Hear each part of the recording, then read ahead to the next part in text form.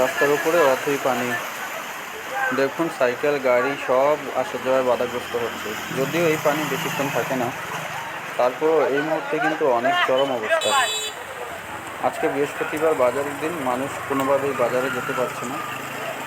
রাস্তায় সবাই বাজার করার চেষ্টা করছে, দোকানিরা রাস্তায় বসে বসে বিক্রি করার চেষ্টা করছে।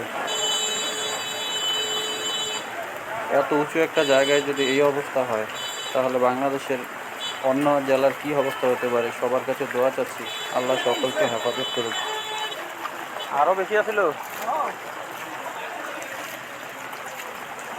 এক ভাই বলছে পানি নাকি আরো বেশি ছিল।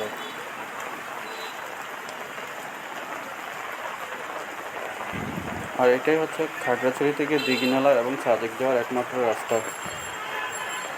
এই মুহূর্তে গাড়ি চলাচল সব বন্ধ আছে।